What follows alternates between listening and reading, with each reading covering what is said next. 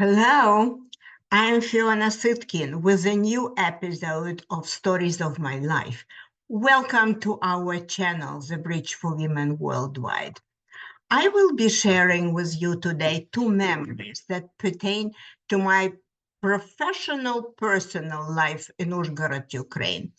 One happened in my university years, and another refers to my school teaching period, overlapping with the academic career that followed.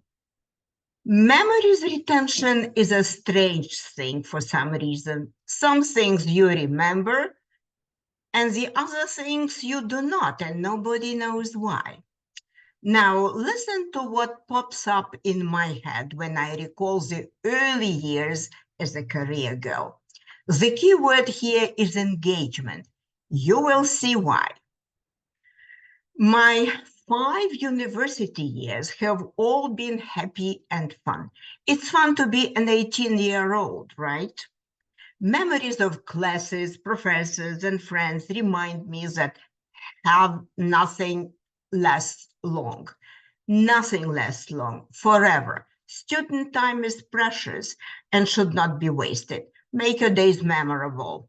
In a way, I did, graduating with a red diploma, the greatest student distinction in Ukraine at the time. The most memorable event in the kaleidoscope of those days was the students' theater, where two outstanding English teachers, Lydia Panova and Nona Zhilko, of the Department of the English Language, directed a play, A Woman of No Importance, by Oscar Wilde. The language of Oscar Wilde is wonderfully witty. We all know that. Plus, the women in the play talk a lot about women's role in society. Nice. Now, why were I and 3 other students selected to play the major roles, huh? The major criterion was our English, because we had to showcase the play elsewhere. And this, the reputation of our department, was on the line. Another criterion was the student actor's personality, presence, popularity, plus charisma. Of course, it was important because we had to attract the audiences naturally. The process of rehearsals consisted mainly of listening to the professional British actors' recordings and polishing our own pronunciation by imitating them. We worked hard indeed. The play's big success aside, this event stands out in my memory mostly because of the fuzzy-ish black and white pictures that our former classmates keep sharing in the social media from time to time. It was repeatedly pointed out that I looked like Liz Taylor. It isn't true, but I never mind because it's flattering, right? End of story. Overall, my university years went too quickly and effortlessly. I got married shortly before graduation, and that's all there is to it. Next chapter. When I got my first full-time job, it was teaching English at school number 3, the very school I graduated from. Its building stands on the embankment of the beautiful river Osh. It was not my dream job, as I aspired to be a university teacher, but my family had no necessary connections in the party KGB circles, so the dream job was out of the question in the Soviet Ukraine at that time. However, I loved teaching and I loved children.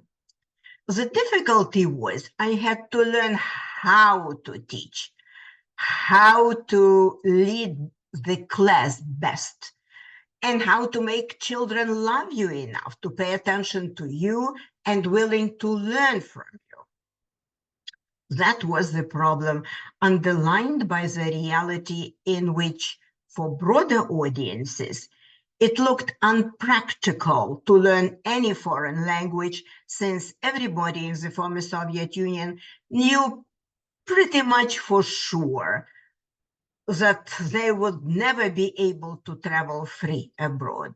So why study English, right? Being a young teacher, I struggled creating a motivation. I also struggled combining entertaining and engaging lessons with a purpose. I'm proud to say that I managed my mission well, finding my own way to teach, loving my students, and being loved back. I made it. Importantly, I came to love the job of teaching.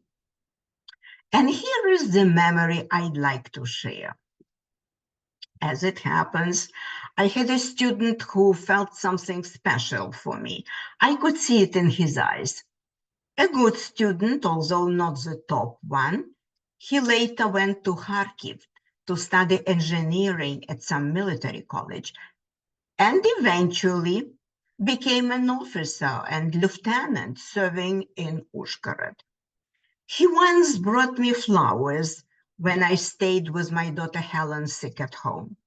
That was rather uncommon for a former student, but not unique, and I ascribed it to the boredom that the young man must have faced in a small city. Well, years went by. I defended my PhD and transitioned to working at the university. And then something unusual happened.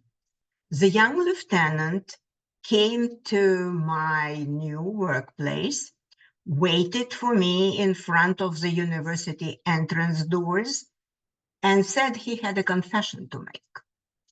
By the way, this was the time when the Soviet Union waged a war in the South, sustaining huge human losses. He said he was drafted to go to war, as the other officers of his unit were older, with children. He had to go. There was no escape. So he declared, with no fanfare, addressing me respectfully with my name and patronymic, quote, "Inna Anatolievna, I want you to know that I admired and loved you deeply my entire life. It is very probable I would not come back, and I want to thank you for being you. Be happy." End of quote. At that, he left. I stayed there, shocked and dumbfounded, crowds of students passing in and out of the door. I was shocked not because he said what he said, but because he chose to finally spell it out at such a critical moment of his life. It touched me. A grown up, I was aware that love is not deserved, but just happens, for better or worse. Well, you may be interested to hear what had happened to this guy. Uzhhorod is a small city where you know everything about everybody. He was not killed in action, thank goodness. In fact, he didn't even cross the border. How come? His mother sold the family's dacha, a summer house, went to the last crossing point with a war zone, and bribed somebody so that her son be decommissioned for poor health. Never mind, he was a tall, handsome guy, an embodiment of health. I never saw him again, ever. But I remember. Memory is a strange thing, like love, isn't it? These are two brief stories from my college and early career time. Very different. They have one thing in common: engagement. Both actors and teachers get results when engaging their audiences, which for me was a hard job at the beginning. Why? Naturally shy, with a lot of stage. I had to push myself to stand out, speak in public, keep their attention, and engage the audiences. I tried. I performed it all out of curiosity. Can I do it? As well as out of necessity, as a student actress and then a young teacher. In a way, my career made me to reinvent myself from introvert to extrovert. The point here is you don't know what you don't know.